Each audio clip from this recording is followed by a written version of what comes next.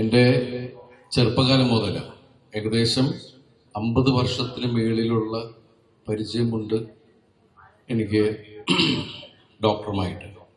എൻ്റെ ഓർമ്മ വച്ച കാലം മുതൽ ഞാൻ കണ്ടേക്കുന്ന ഡോക്ടർ എന്ന് പറയുന്നത് ഹൈദരാൽ ഡോക്ടറാണ്. അന്ന് ഇവിടെ ഇരിക്കുന്ന കുറേ പേർക്കൊക്കെ അറിയാം, അന്നൊരു ചെറിയ വീട്ടിലായിരുന്നു ആദ്യത്തെ ക്ലിനിക്കൊക്കെ. അതിനുശേഷം ഡോക്ടറുടെ കഠിന പ്രയത്നവും ഒക്കെ കൊണ്ട് നമുക്ക് ആലുവക്കാർക്ക് നല്ലൊരു ആശുപത്രി കിട്ടി. ഞാനൊക്കെ സ്കൂളിൽ പഠിക്കുന്ന സമയത്തൊക്കെ എല്ലാവരും പറയുന്നത് കേട്ടിട്ടുണ്ട്, പുറത്തുള്ള ആശുപത്രികളിൽ 1000 രൂപയാണെങ്കിൽ ഡോക്ടറെ അടുത്ത് വരുമ്പോൾ 90 രൂപ 100 ചില്ലൻ രൂപയ്ക്ക് മരുന്ന് വാങ്ങിച്ച് പെട്ടെന്ന് സുഖമാക്കാവുന്ന രീതിയിൽ എല്ലാവരെയും സൗഖ്യമാക്കാവും കൈപുണ്യമുള്ള ഡോക്ടറെ CM ഹൈദരാലി എന്നുള്ളത് ആലോക്കാർക്ക് എല്ലാവർക്കും അറിയാം. ഡോക്ടറെ ഒന്ന് കാണണമെങ്കിൽ അത്രയും തിരക്കാണ് ഈ ആശുപത്രിയിൽ ഉണ്ടായിരുന്നത്. ഇവിടെ എല്ലാവരും പറഞ്ഞ പോലെ തന്നെ അദ്ദേഹത്തിന് ചെറിയൊരു സമയദോഷം സംഭവിച്ചു. അതിൻ്റെ ഇടയിലാണ് ഈ ആശുപത്രി 8-9 വർഷക്കാലം അദ്ദേഹത്തിൽ നിന്ന് കൈവിട്ടു പോവുകയും പിന്നീട് തിരിച്ച് അത് അദ്ദേഹത്തിന് ലഭിക്കുകയും ചെയ്തു. കേസും കൂട്ടമൊക്കെ ആയിട്ട് അദ്ദേഹം കഷ്ടപ്പെട്ടുണ്ടാക്കിയെടുത്ത അദ്ദേഹത്തിൻ്റെ വേർപ്പിൻ്റെ അല്ലെങ്കിൽ അദ്ദേഹത്തിൻ്റെ പ്രയത്നത്തിൻ്റെ ഫലമാണ് ഈ ആശുപത്രി. മാത്രമല്ല, നമ്മൾ ആലുവക്കാർക്ക് അല്ലെങ്കിൽ ആലുവയിൽ നിന്നും പുറത്തുള്ള ആൾക്കാർക്കൊക്കെ ഒരു ആശ്വാസ കേന്ദ്രമായിരുന്നു അൻവർ മെമ്മോറിയൽ ഹോസ്പിറ്റൽ. ഏകദേശം നിങ്ങൾക്ക് എല്ലാവർക്കും അറിയാം, ഒരേ കാലഘട്ടത്തിലാണ് ഞാനും ഡോക്ടറും ഒരു ഫേസിലൂടെ പോയിക്കൊണ്ടിരുന്നത്. എൻ്റെ വിഷയങ്ങളിൽ എന്നെ ഒറ്റപ്പെടുത്താൻ ഒരു ഐലൻഡ് പോലെയാണ്, ഒരാളുടെ സപ്പോർട്ടോ ഒരു സഹായം ഇല്ലാതിരിക്കാൻ വേണ്ടിയിട്ട് കുറച്ച് പോലീസുകാർ ചേർന്ന് പല പരിപാടികൾ ഒപ്പിച്ചപ്പോഴും പാവം ഡോക്ടറെയും പിടിച്ച് അതിൽ ബലിയാടാക്കുകയും വളരെ മോശമായിട്ടുള്ള രീതിയിൽ ചിത്രീകരിക്കുകയൊക്കെ ചെയ്തു. എനിക്കതൊരു വലിയ സങ്കടം ഉണ്ടായിരുന്നു. കാരണം എൻ്റെ പേരിൽ പാവം ആ നല്ല മനുഷ്യൻ എത്ര ബലിയാടാകുന്നു. വെറുതെ വായി തോന്നുന്നത് ആരോപണം ഉന്നയിക്കുക, ജനങ്ങളെ തെറ്റിദ്ധരിപ്പിക്കുക, നമുക്കൊന്നും പറയാനും പറ്റില്ല, നമ്മുടെ കൈയും കാലും കെട്ടിയിട്ടിട്ട് അടിക്കുക എന്ന് പറയുന്നുള്ളൊരു അവസ്ഥകളായിരുന്നു കഴിഞ്ഞ 8-9 വർഷക്കാലം.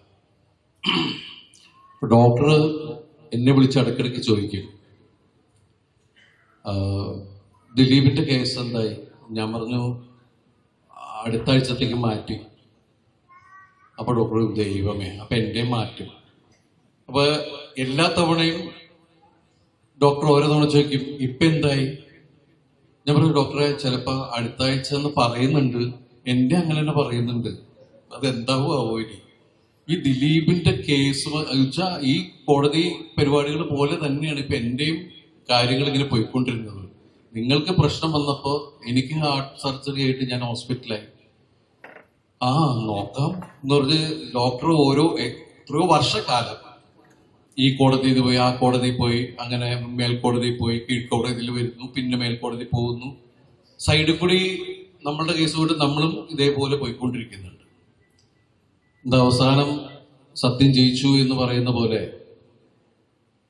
ഡോക്ടർക്ക് അദ്ദേഹത്തിന്റെ ആശുപത്രി തിരിച്ചു കിട്ടി. അതില് അദ്ദേഹം ഇത് നഷ്ടപ്പെടുത്തി കളയോ എന്നുള്ള ഭയമുണ്ടായിരുന്നു എനിക്കൊക്കെ. കാരണം മനസ്സും അടുത്തിട്ട്.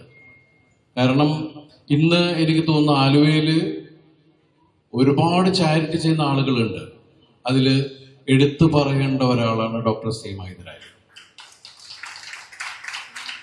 ഞാൻ 2009 എൻ്റെ അച്ഛൻ്റെ പേരിൽ ഒരു ട്രസ്റ്റ് തുടങ്ങാനുള്ള കാരണം അദ്ദേഹത്തിന്റെ പ്രവർത്തന ശൈലിയും ഒക്കെ തന്നെയാണ്. കാരണം ഈ നമ്മളുടെ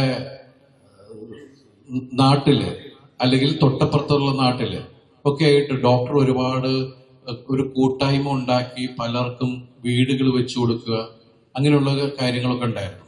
അപ്പൊ അതിന് എനിക്ക് തോന്നുന്നു 10-90 വീട് തന്നെ ആ സമയത്ത് ഡോക്ടറും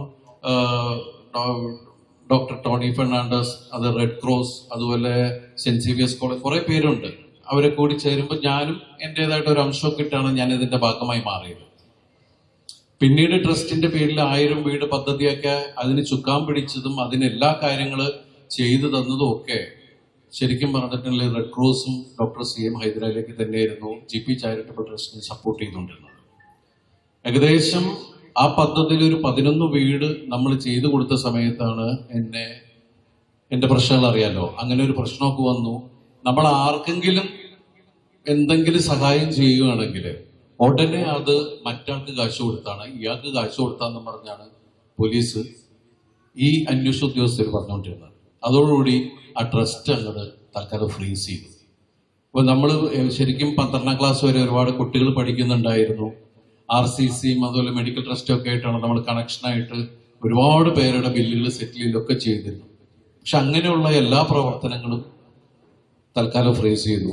അപ്പോഴും ഇത്രയും പ്രശ്നങ്ങൾക്കിടയിൽ ഡോക്ടർ ഈ ആശുപത്രി അടഞ്ഞു കിടന്നപ്പോഴും പെയിൻ ആൻഡ് പാലിയേറ്റീവില് അവിടെ ഒരുപാട് പേരെ 5 പൈസ പോലും വാങ്ങിക്കാതെ ശുശ്രൂഷിച്ചുകൊണ്ടേയിരുന്നു.